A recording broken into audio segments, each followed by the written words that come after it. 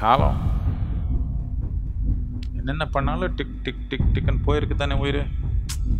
பாருங்க, சத்தம் கேட்குது, அவங்க உயிர் போகிறது. Tick tick tick tick tick டிக்குன்னு போகுது.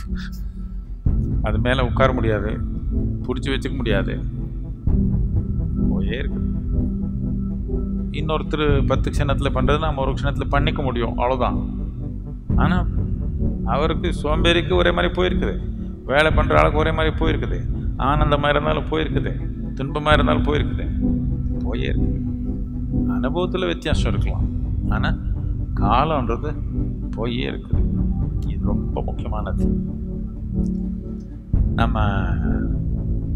நம்ம மொழியில் எல்லாமே இதுக்கு நல்ல தனியாக வார்த்தை இல்லை. யாரோ இறந்துட்டாங்கன்னா காலம் ஆயிட்டாங்க, டைம் ஆயிடுச்சு, அவ்வளோதான்.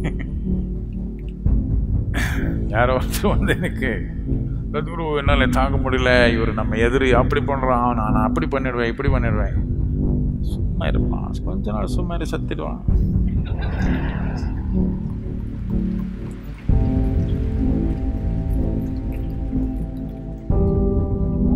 எதிரியெல்லாம் நீங்கள் எல்லாம் போய் கொலை பண்ண தேவையில்லை, சும்மா உட்காந்தா சத்திடுவாங்க. கொஞ்ச நாளுக்கு அப்புறம் சும்மா கண்ணு மூடி இப்படி உட்காந்தா போயிடுவாங்களே இல்லையா? இல்லை நாமே போயிடுவோம், இல்லை அவரே போயிடுவாங்க, அவ்வளோதான். காலம்ன்றது எல்லாத்துக்கும் முக்கியமானது. என்னத்துக்குன்னா அந்த அடிப்படையில் தான் எல்லாமே ஏற்படுது. என்னது கிரகிப்பில் இது கிடையாது, உங்கள் உணர்வு கிரகிப்பில் இது கிடையாது, உங்கள் உடலுக்கு கூட அது கிரகிக்க முடியாது.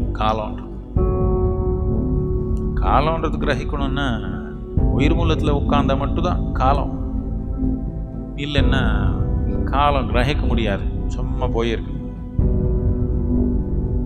அது கிரகிக்கணும்னா ஒன்றும் இல்லாமல் உட்காரணும். அதுக்கு தான் சிவன்னு எது இல்லாதது. எப்போ எது இல்லாமல், இது இல்லை அது இல்லை, சும்மா எது இல்லாமல் இருக்குதோ அதுக்கு மட்டும்தான் காலம் கையில் எடுத்துக்க முடியும்.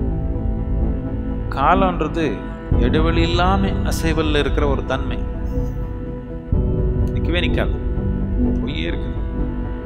ஆனால் அதை நாம் உணரணும்னா அசைவில்லாத எதுக்கு நாம் நான் சொல்லுவோம் ஒன்றும் இல்லாமல் இருக்குதோ அது மட்டும்தான் அது கிரகிக்க முடியும்.